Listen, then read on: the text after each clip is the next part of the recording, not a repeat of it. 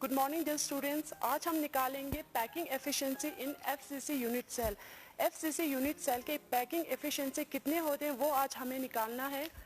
हमें पता है एफसीसी यूनिट सेल में जो पार्टिकल्स होते हैं वो कॉर्नर पे होते हैं plus centre of each face पर प्रेजेंट होते हैं।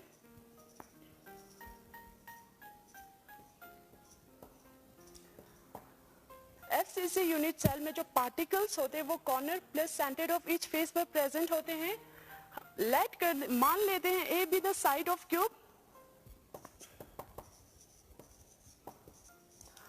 हम ये मान लेते हैं जो ये साइड ऑफ क्यूब है वो इक्वल्स टू ए है।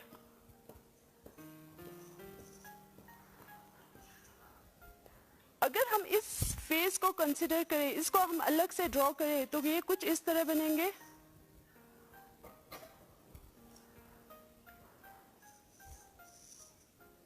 ये हो गए हमारे face centered particles surrounded by corner particles.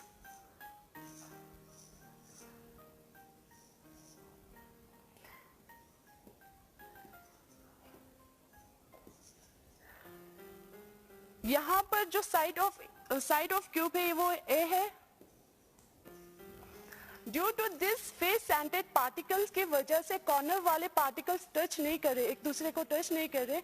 In this case ए जो होंगे वो नॉट इक्वल टू 2r के बराबर नहीं होंगे। इन दिस केस हमें ए के वैल्यू फाइंड आउट करना है in this case.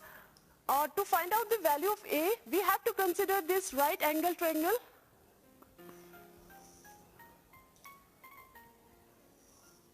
To find the value of A, we have to consider this right angle triangle. In right angle triangle, ABC, इस right angle triangle पर हमें Pythagoras theorem अप्लाई करना है। Pythagoras theorem क्या होते हैं? Hypotenuse square equals to base square plus perpendicular square होते हैं। Hypotenuse square AC square, base हो गए हमारे A B square equals to A B square plus perpendicular हो गए हमारे B C square. A C square का डिस्टेंस कितना है? यहां पर आप देखो, ये जो है यहां से यहां तक radius of this corner particles, यहां से यहां तक radius of centred particles 2r plus यहां से यहां तक radius of this corner particle. Total यहाँ पर 4r है, 1 2 3 4। AC जो है हमारे 4r है। AB जो है साइड ऑफ क्यूब है which is equals to A, इसको हम ऐसे भी लिख सकते हैं। BC जो है साइड ऑफ क्यूब है, ये भी A स्क्वायर जो कि हमारे 4r स्क्वायर जो होंगे equals to A square plus A square which is equals to A two A square. Sorry, अगर हम स्क्वायर रूट बोथ साइड करेंगे 4r स्क्वायर इक्वल्स टू 2, ये आएंगे स्क्वायर और रूट वाले कैंसिल हो जाए। सॉरी, ये ऐसे है, स्क्वायर और रूट कैंसिल हो जाएंगे, यहाँ पर स्क्वायर और रूट कैंसिल हो जाएंगे। 4r जो होंगे वो equals to a under root of 2 आएंगे। नेक्स्ट हमें करना है अंडर रूट ऑफ 2 को इस साइड लाना है हमें।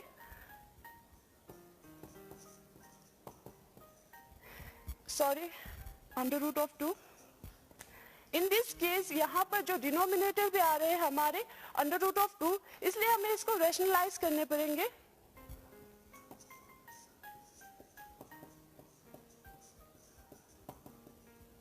ये हो गए 4 स्क्वायर और root cancel, 4r equals to 4r under root of 2 divide by 2 equals to a। 2 1 जा 2, 2 2 जा 4। a के वैल्यू यहां से हमें मिलेंगे 2 अंडर रूट ऑफ 2r। ये हमने फाइंड आउट किया है value of a।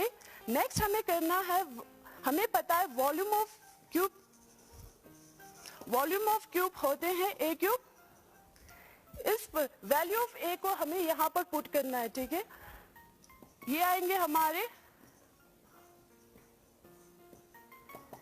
2 to the 4, 4 to the 16, 2 to the 4, 4 to the 8 और यहाँ से 2 आएंगे 8 to the 16 under root of 2 r cube हो जाएंगे, ये वॉल्यूम ऑफ क्यूब हो जाएंगे यहाँ पर 16 under root of 2 r cube.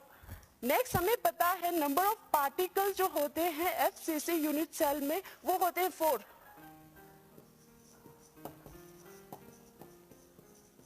Number of sphere in face centered cubic unit cell में होते हैं 4।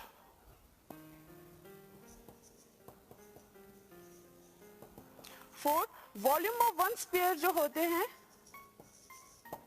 वॉल्यूम ऑफ स्फीयर होते हैं 4/3 पाई r क्यूब।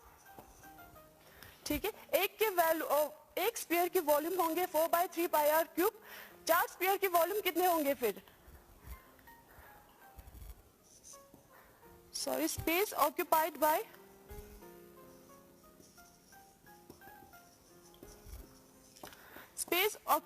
स्फीयर्स हो जाएंगे यहाँ पर 4 into 4/3 pi r cube which is equals to 16 divide by 3 pi r cube. ये हो गए हमारे स्पेस ऑक्यूपाइड बाय स्फीयर्स। ठीक है, नेक्स्ट हमें निकालना है इसमें पैकिंग एफिशिएंसी। पैकिंग एफिशिएंसी होते हैं space occupied bye sphere divide by total volume into 100%। Space occupied bye sphere से हमारी 16 divide by 3 pi r cube divided by total volume जो है हमारे, सॉरी वॉल्यूम ऑफ क्यूब मिटा दिया मैंने,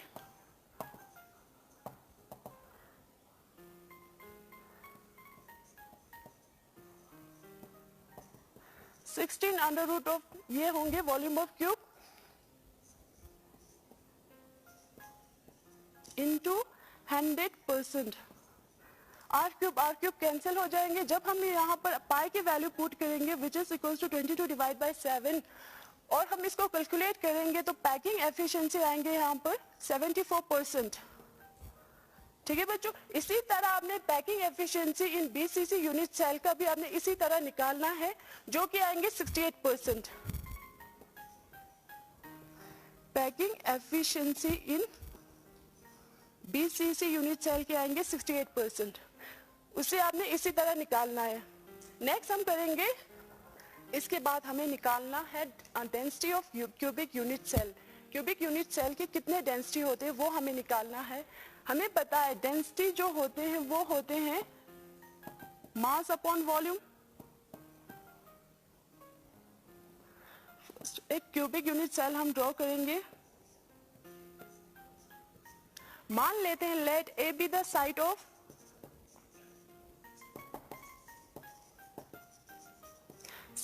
क्यूब है हमारे ए, तो वॉल्यूम ऑफ क्यूब हो जाएंगे हमारे ए क्यूब। नेक्स्ट हमें निकालना है mass of unit cell. Mass of unit cell होते हैं number of atoms in unit cell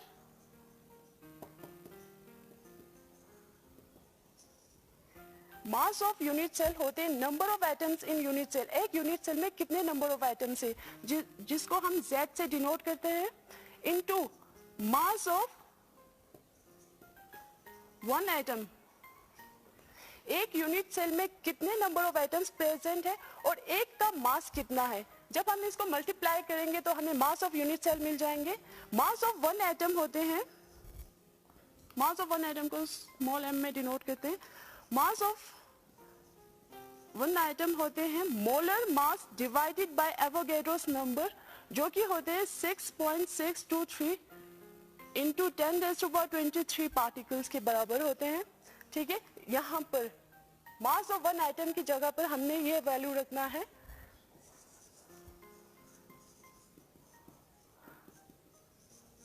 mass of unit cell हो गए Z number of atom into mass of one atom होता है जो कि इक्वल है molar mass divide by Avogadro's number. ये हो गए हमारे mass of one unit cell. Next हमें निकालना है density of cubic unit cell, जो कि होंगे mass of unit cell divided by volume of unit cell. Mass of unit cell है हमारे Z into M divided by Na. Number of atoms into molar mass divided by Na. Whole divided by volume of cube जो कि A cube. Density हो गए हमारे Z into M.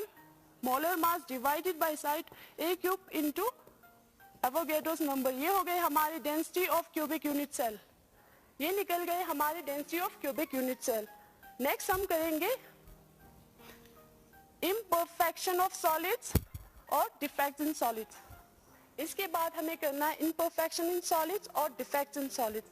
Defect in solid होते क्या है, हमें पता है crystalline solid जो होते हैं वो regularly arrange होते हैं. अगर इस regular arrangement of constituent particles में irregularity आ जाए उसी को हम कहते हैं imperfection in solid और defects in solid. Defects in solid जो होते हैं वो 2 types के होते हैं. Point defect, दूसरा है हमारे line defect.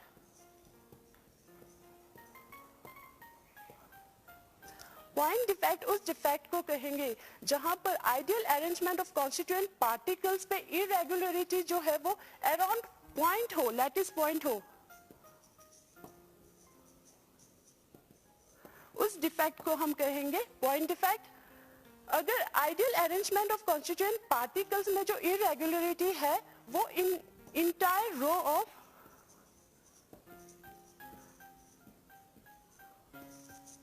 Entire row of lattice point में अगर हो तो उस डिफेक्ट को हम कहेंगे line defect.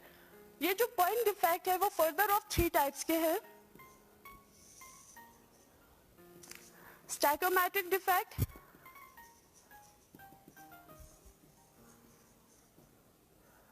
Non stoichiometric defect,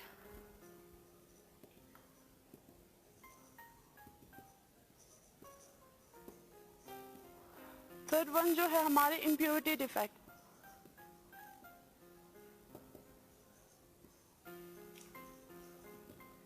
first stoichiometric defect किसे कहेंगे, अगर स्टैकोमेट्री ऑफ जो सॉलिड्स के स्टैकोमेट्री है अगर वो रिमेन सेम हो बिफोर एंड आफ्टर डिफेक्ट, हम इसको ये भी कह सकते हैं रेशियो ऑफ केटाइन और एनाइन की जो रेशियो है before and after defect same रहे उसको हम कहेंगे स्टैकोमेट्रिक डिफेक्ट. नॉन स्टैकोमेट्रिक डिफेक्ट उस डिफेक्ट को कहेंगे जहां पर रेशियो ऑफ केटाइन और एनाइन की जो रेशियो है आफ्टर डिफेक्ट चेंज हो जाए तो हम उसे कहेंगे non stoichiometric defect. Impurity defect उस डिफेक्ट को कहेंगे जो defect due to addition of impurity की वजह से हो.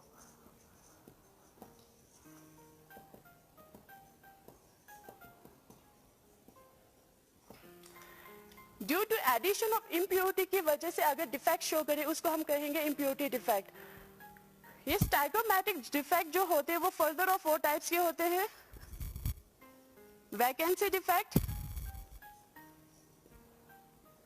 इंटरस्टिशियल डिफेक्ट,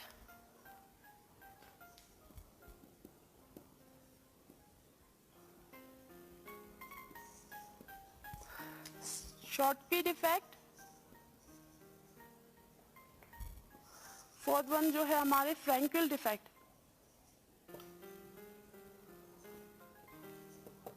फर्स्ट हम कहेंगे वैकेंसी डिफेक्ट क्या होते हैं.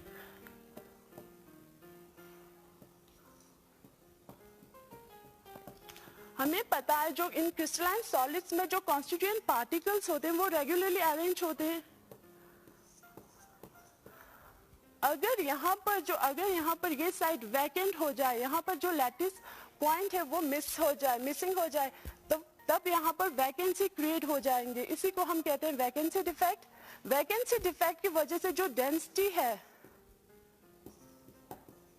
डेंसिटी जो होते हैं मास अपॉन वॉल्यूम वो डिक्रीज होते हैं. देखो अब यहाँ पर वॉल्यूम तो इतना ही है मगर मास कॉन्स्टिट्यूएंट पार्टिकल जो है वो मिसिंग है तो मास डिक्रीज हो रहे हैं तो डेंसिटी जो है हमारे डिक्रीज हो जाएंगे. नेक्स्ट हम करेंगे इंटरस्टिशियल डिफेक्ट.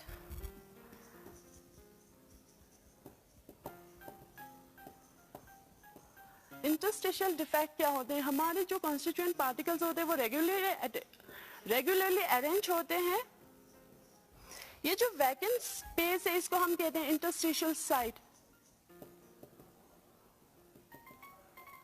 अगर कोई और कॉन्स्टिट्यूएंट पार्टिकल अगर ऑक्यूपाई करे इस इंटरस्टिशियल साइट को ऑक्यूपाई करे तो ये जो डिफेक्ट हो कहते हैं हम इसको इंटरस्टिशियल डिफेक्ट कहते हैं हम इसको।